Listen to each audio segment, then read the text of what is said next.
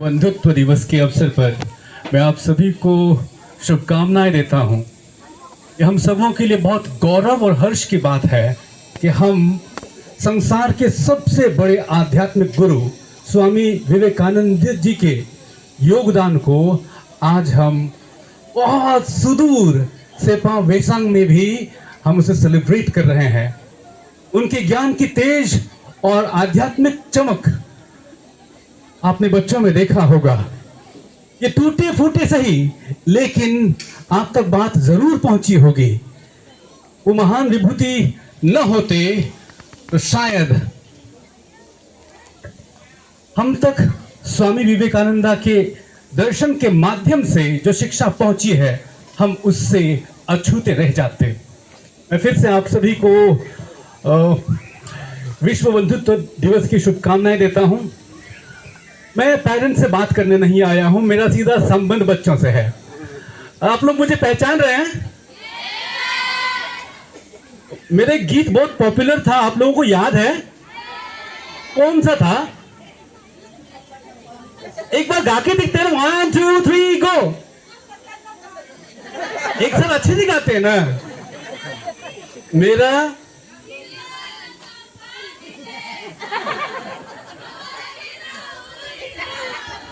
ऐरी तो सुर में नहीं गाया, आपको सुर में गाना चाहिए। 3 2 1 गो।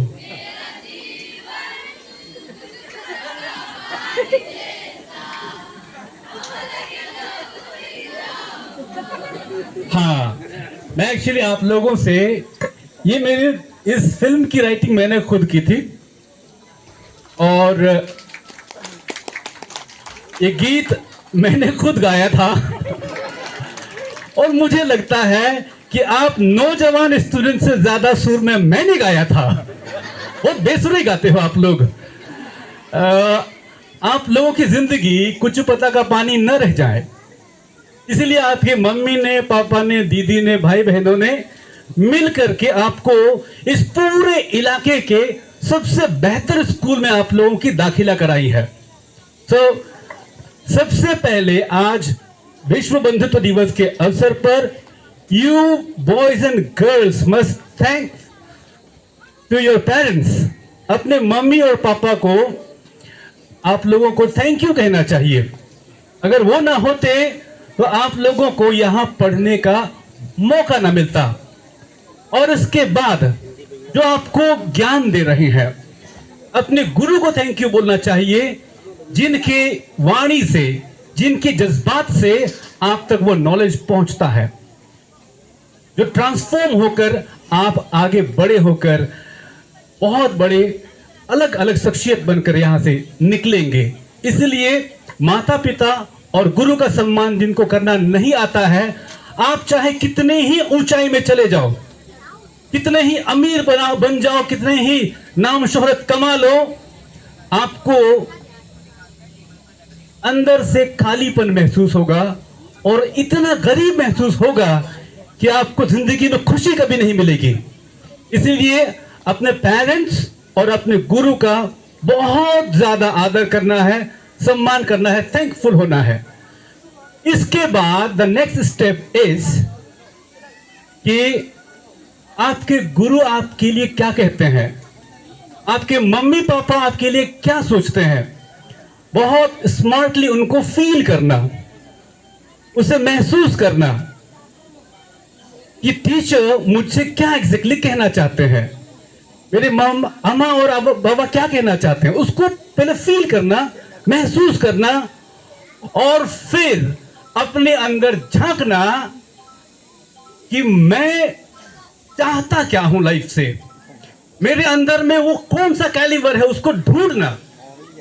फिर इसके बाद में आपको लग जाना है और आप स्वामी विवेकानंद जी के फिलोसॉफी को फॉलो कर रहे हैं। यहां क्या लिखा है, जरा जोर से पढ़े जरा। कोई नहीं जगेगा ऐसे पढ़ोगे तो, कोई नहीं पढ़ेगा, सीधा बता रहे हैं। जरा जोर से पढ़ें। हमने चिल्लाने के लिए भी नहीं कहा है। एक बार फिर से बोलो।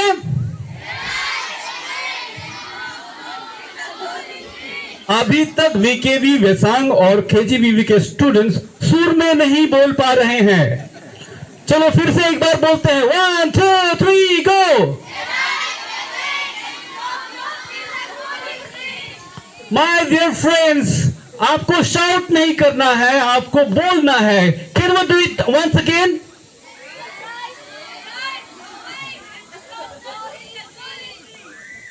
देखिए, मैं एक्टर होने से पहले मैं भाषा शिक्षक हूं, और जैसे आज आपने यहां नाटक खेला, ऐसे ही मैंने बहुत सारे नाटक खेले। ये मेरे स्कूली संस्कार है, जहां से मैंने खुद को डिस्कवर किया। एक समय था जब यहां पे बुलाते थे तो लिटरली ऐसा होता है, पांव ऐसा काटते हैं और आपके लॉन्ग पेट में दिखाई देता है कि इतना नर्वस है आप, और ऐसे ऐसे ऐसे होता है, और आगे की बात को पीछे और पीछे की बात को आगे कह देते हैं। ऐसी स्थिति बनती है। इसलिए जो भी यहां में ड्रामा ऑर्गेनाइज कर रहे हैं, इसकी वैल्यू को आप लोग आज नहीं समझेंगे। स्कूल से निकल जाने के बाद आपको रियलाइज होगा कि जो मैं किया करता था वो मुझे धीरे धीरे ट्रांसफॉर्म करता चला गया।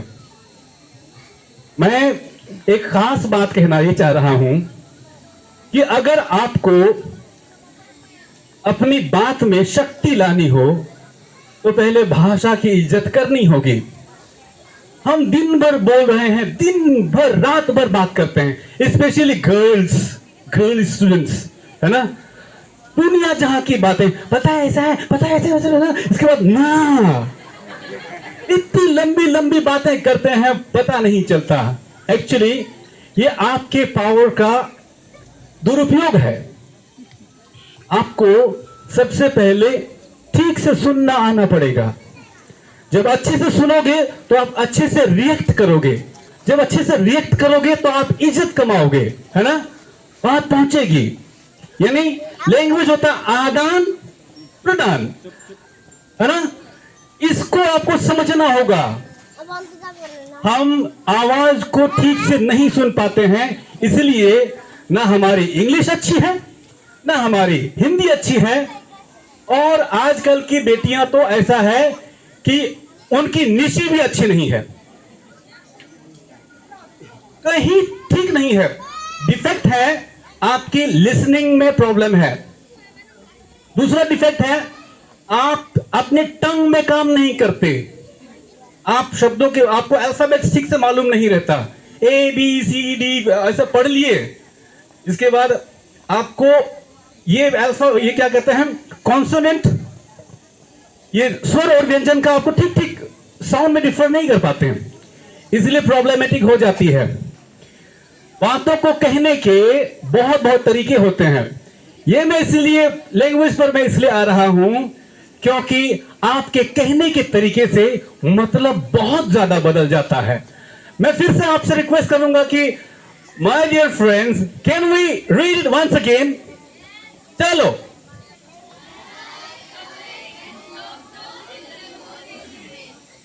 ये उस मेंटली रिटार्ड है जो जिसका जीवन में पूरा डिप्रेशन का माहौल है, लाइफ को गिव अप कर दिया है, उस पेशेंट को जिंदा करने के लिए आप बोलिए, बोलिए।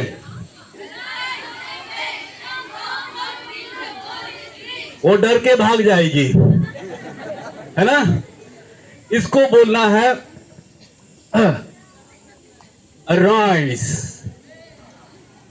मतलब उठो, जागो, है ना। मजा आ रहा है? उठो, जागो, और तब तक ना रुको जब तक कि मंजिल न मिल जाए, है ना। भाषा को इस तरीके से पढ़िएगा तो यह मंत्र की तरह काम करता है और आपके अंदर हलचल पैदा करता है ना। दूसरी बात, आज की तारीख में अगर आपके शब्दों को बेचा जाए तो उसकी वैल्यू क्या होगी? आपके वर्ड्स को बेचेंगे तो कौन कौन खरीदेगा? आपने अपने शब्दों को खरीदने लायक बनाया नहीं है। आपके जहन में आपने स्टॉक में लेके नहीं आया है। आपने ग्रामर के अनुशासन को नहीं सीखा है। सीख भी लिया है, अंदर से प्रैक्टिस नहीं करा है, इसीलिए वो मंत्र काम नहीं कर रहा है। इसीलिए मैं आप सभी स्टूडेंट फ्रेंड से रिक्वेस्ट करना चाहूंगा कि लैंग्वेज को जियो, जीभा में बिठाओ, साथ में उसको कोरिलेट करो। मैं बता रहा हूं, आपके शब्द बिकने लगेंगे। अमिताभ बच्चन सिर्फ देवियों और सज्जनों करने के लिए केजी कौन बनेगा करोड़पति में करोड़ों रुपए बेचते हैं, करोड़ों रुपए लेते हैं, है ना। ये उनकी शब्दों की बिक्री है। शब्दों में वजन पैदा करना हो तो शब्दों को साधना सीखिए। संस्कृत के मंत्रों को जो सर पढ़ाते हैं, संस्कृत जो है सभी भाषाओं की जननी है। संस्कृत को आपने ढंग से प्रोनाउंस कर लिया तो सारे के सारे ध्वनि आप पकड़ लेंगे, चाहे वो इंग्लिश हो, बांग्ला हो, उड़िया हो, हिंदी, आप सारी आवाज को आप पकड़ सकेंगे। इसलिए संस्कृत टफ लग सकता है, लेकिन वो मसल पूरा प्रैक्टिस कराता है। इसलिए संस्कृत मंत्रों का उच्चारण करना सीखें। अंग्रेजी तो बहुत आसान हो जाएगी, हिंदी भी बहुत आसान हो जाएगी। अपनी जीभा में काम करो और खुद को ताकतवर बनाओ। और दूसरी बात होती है, आप किस इंटेंशन के साथ क्या बोल रहे हैं, उस मकसद को समझिए। मैं एक एग्जांपल देता हूं। कोमा आप लोगों ने सुना है? Comma, girls and boys, comma सुना है? इसको हिंदी में क्या बोलते हैं? अल्प विराम। अल्प माने थोड़ा, कम। और फुल स्टॉप को हिंदी में क्या बोलते हैं? पूर्ण विराम, है ना। अभी नेक्स्ट ये देखिए, उसमें मैं कहता हूं एक चोर है, चोरी करके भाग रहा है, पुलिस उसके पीछे आ रही है। गांव वाले यहां से देख रहे हैं, वो चोर ही नहीं, किसी का उसने मर्डर भी किया हुआ है, मामला बहुत गंभीर है। कोमा का खेल क्या होता है आप समझिए। बोलिए, पकड़ो मत, जाने दो। बोलो जरा, पकड़ो मत में कोमा थोड़ा सा रगत है ना, पकड़ो मत, जाने दो, है ना। पकड़ो मत, जाने दो, ये कोमा है। कोमा फिर अगले लाइन में लगेगा, पकड़ो मत, जाने दो, है ना फर्क। कोमा फुल स्टॉप के बड़े मायने होते हैं। मैं आप सभी से कहना चाहूंगा कि जो आप यहां सीख रहे हैं, समझ रहे हैं, पूरे मन लगा करके पढ़िए। आप पता है, स्टेज के उस पार से स्टेज के इस पार का आप सम्मान पा जाओगे। ये लोग सिर्फ जो भीड़ में होते हैं ना, वो तालियां बजाने के लिए होता है, और जो इस तरफ आते हैं नमन पाने के लिए होता है। मैं चाहूंगा कि वेसांग के जितने भी स्टूडेंट्स हैं, इतनी मेहनत करें, दबाकर मेहनत करें कि मंच के उस पार से मंच के इस पार आने लायक बने, और सिर्फ अपने माता पिता गुरु का ही नहीं, पूरे एरिया का, पूरी जाति का, पूरे प्रदेश का मान रखने वाला ताकत बन के आए। ऐसे मैं दुआ करता हूं। मैं चाहूंगा कि आप लोग खूब सारा मेहनत करें। आज मौका विश्व बंधुत्व दिवस का है। किसी दिन मैं आपके स्कूल दोबारा आना चाहूंगा, सिर्फ और सिर्फ लिंग्विस्टिक डिसिप्लिन को एड्रेस करने के लिए। तब आपके पेरेंट्स नहीं होंगे। अभी मुझे डिस्टर्बिंग लग रहा है थोड़ा सा। हाँ, जब सीधा आप लोगों से बातचीत करनी है, मैं यहाँ लेक्चर करने के लिए नहीं आया हूं। तब मैं कुछ बातें भी मैं आप लोगों के साथ शेयर करूंगा कि आप जीवन में एग्जैक्टली क्या बनना चाहते हैं। तब मैं अपने संघर्ष की कहानियां सुनाऊंगा, क्योंकि मैं किसी अमीर घराने से नहीं आता हूं। मेरा गांव कुरुंकुमे में है, पील गांव है मेरा गांव का नाम। हमारे गांव में 2017 में सड़क पहुंचा था। हम ऐसे चावल ढो के आया करते थे, और वहां से हमें अपनी मेहनत के दम पर दिल्ली जाने का मौका मिला, क्लास 6 से लेके ग्रेजुएशन की पूरी पढ़ाई हमने फ्री में पढ़ाई की, वो सिर्फ एक नंबर आ करके। मेरे माता पिता इतना पढ़ा नहीं सकते थे, है ना। एक सिंपल बात कह करके मैं आपकी मोटिवेशन के लिए, अगर ये भाईती भी कर सकता है तो हम भी कर सकते हैं वाला, वो फील लाने के लिए। मैथ्स में मैं बहुत पुअर था, बोर्ड एग्जाम आ गया था, और पता है जो सबसे गधे जो स्टूडेंट होते हैं ना, उसमें मेरा 2 नंबर पे था। हमसे बड़ा गधा एक था, वो त्रिपुरा का था, मैं सेकंड नंबर पे था।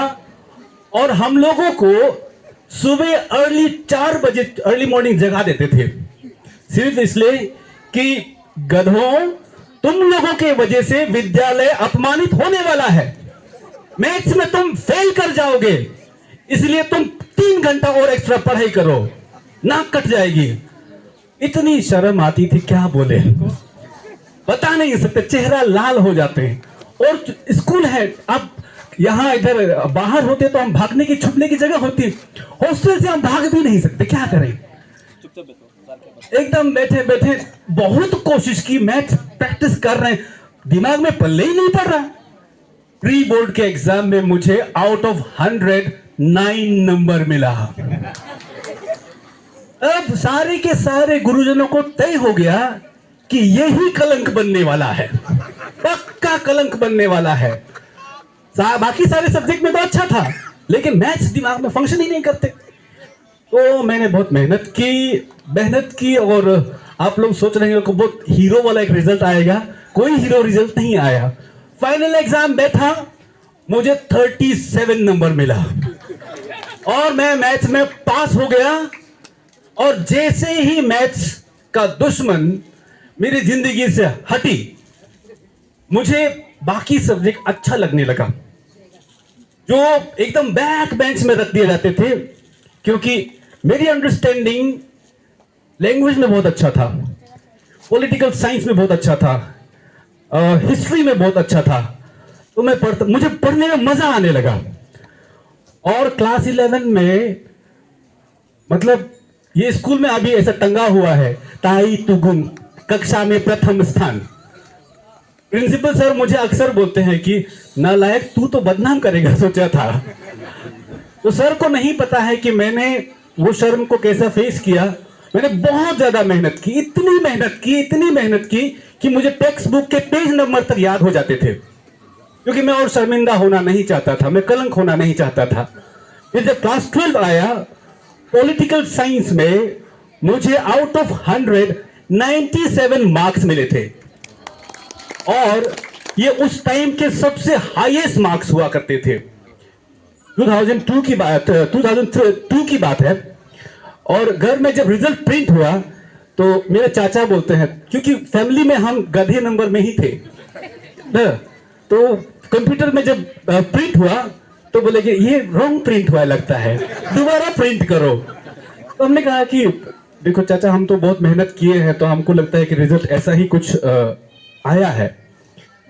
इसके बाद मैंने पॉलिटिकल साइंस भी नहीं पढ़ा, मैंने हिंदी सब्जेक्ट को चुन लिया, क्योंकि मुझे हिंदी सब्जेक्ट बहुत पसंद आने लगा, और मुझे हिंदू कॉलेज में पढ़ने का मौका मिला। ये एशिया के नंबर 1 कॉलेजेस में से होते हैं। तो मैं यहाँ एक बात मैं स्टूडेंट्स के लिए कहना चाह रहा हूँ कि अगर आप मैंने जिंदगी में महसूस किया है कि अगर आप दिल से मेहनत करते हो, रात दिन सुबह शाम अपने टारगेट की ओर फोकस होकर काम करते हो, तो देर सवेर ही सही आपके लिए इज्जत जरूर लिखा है, आपके लिए पैसा जरूर लिखा है, आपके लिए मान सम्मान जरूर लिखा है। इसलिए मैं आप सभी से रिक्वेस्ट करना चाहूंगा कि प्लीज बहुत ज्यादा मेहनत कीजिए, ताकि हमारी तरह विद्यालय का कलंक ना बन सके। अगर अभी बन रहा हो तो हर एक को कोई ना कोई गिफ्ट मिला है ईश्वर से, उसे पहचानने में ताकत लगाइए। पेरेंट्स से पूछिए, टीचर से पूछिए, खुद से भी बातें कीजिए और उसमें लग जाओ। आप बहुत ही कम समय में अपने लिए एक सक्सेसफुल करियर खोज कर ही निकाल लेंगे। मैं इन्हीं आशीर्वाद के शब्दों के साथ अपनी बात को यहीं विराम देता हूं और आप लोगों को ये बतला देना चाहता हूं कि आज ही के दिन मेरा जन्मदिन भी होता है। और मैं पेरेंट्स के लिए नहीं, मैं आप बच्चों के लिए, मेरे बच्चे बोलते हैं तो बहुत अजीब लगता है, मेरे दोस्त हैं ये लोग। हाँ, आप लोगों के लिए मैं मिठाई लेके आया हूं थोड़ा थोड़ा। Thank you so much.